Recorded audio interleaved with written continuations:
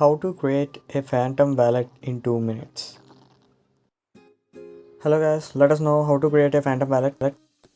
How to create a phantom wallet. So go to your search bar and type in phantom.app as shown, and go to the app and click on the download option. And here you can see this is for the Solana. So click on the download option. Then you can also download for your Android, your Apple Store for iOS devices, not for Android. And for desktop, click on Brave if you're using Brave, or if you're using Chrome, click on Chrome. And I have click add and add. Click on add and add. Then it starts downloading. Then click on the pop-up and create. Guys already have a wallet. Click on already have a wallet. If you want to create another wallet, you can click on create.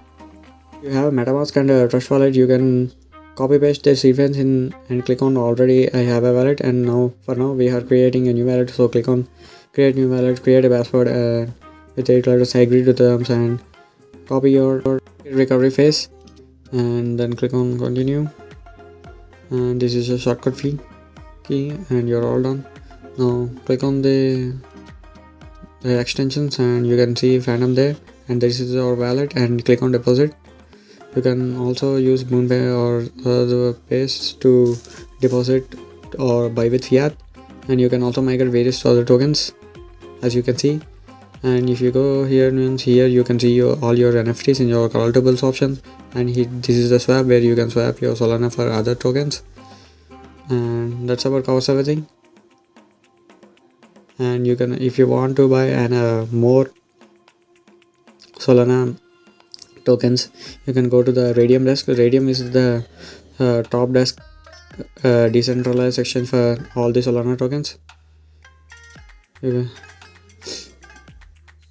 And here you can go to the pools to pool farming and staking options. You go to the desk and connect your wallet.